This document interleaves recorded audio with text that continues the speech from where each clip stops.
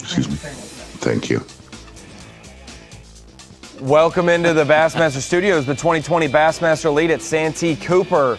Getting started right now as takeoff is underway in the low country of South Carolina.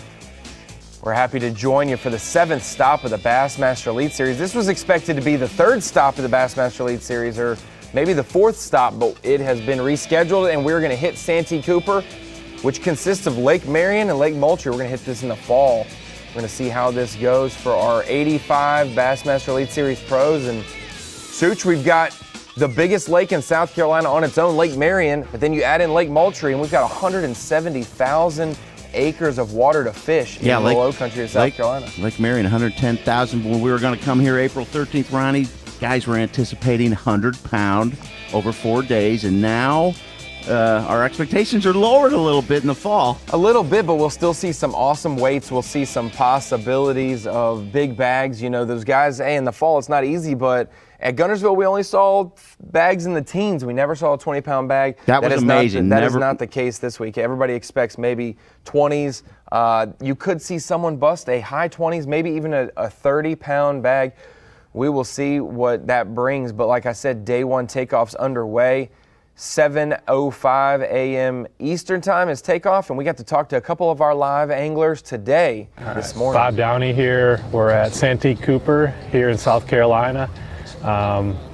This will be an interesting event for me. I came down here for a couple days in March to make sure I knew how to run around this place, and really didn't get on much then. We're here now in October, totally different time of year.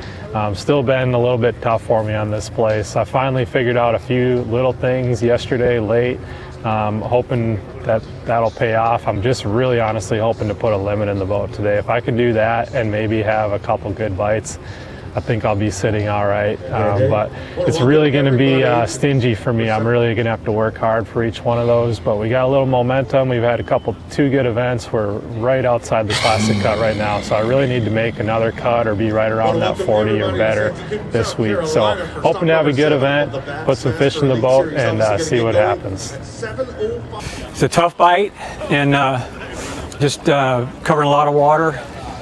Not hopping with the big motor a lot, just moving a lot to target, and you know, it's a slow bite, and you just got to hopefully run into them, you know, through the course of the day. And the fish seem to be moving a little bit, which is weird.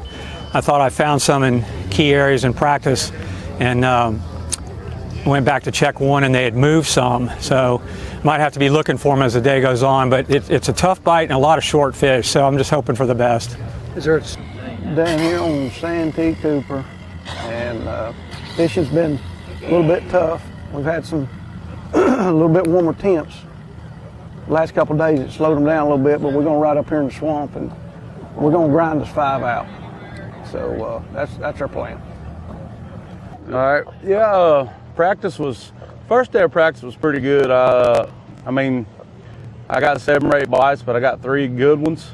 I mean, I probably had, I don't know, 18 pounds or so the first day of practice, which is exceptional right now, I think, this time, you know, for this time of year. But the last 2 days, I've just kind of spent trying to expand on it, and I really hadn't been able to a whole lot. So, you know, today, hopefully we can catch some on buzz bait early in the morning, and we're probably going to go throw a jig and a worm the rest of the day, and, you know, hopefully we'll get us 5 decent ones by the end of the day.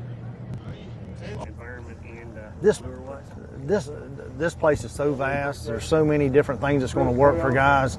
There'll be guys fishing offshore. There'll be guys fishing 6 inches of water. So, and there's multiple ways to catch them here. So, I seen very few guys in practice. So I don't look to see many today. You know, Feeling pressure? You know, I felt pressure about 3 weeks ago. That's when it kind of kicked in. It was like, man, you know what? You got to catch them in this tournament. As it got closer, you know, mainly this one's for revenge.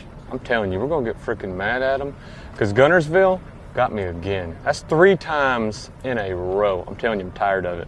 And so I was like, you know what? I'm going to come into this one. We're just going to go fishing. We can go fishing, just see what happens. You know, we're on the home pond. A lot of times what happens when you're on your home lake is you can spin out. You fish too much water, and we have every inch of this lake we can fish. but we're going to try to get in a little groove today. The thing is EK, and I need you on this, we're going to have to slow down, just go fishing, and see what happens. I mean, the fish are there. We just got to go pick it apart and have fun, you know.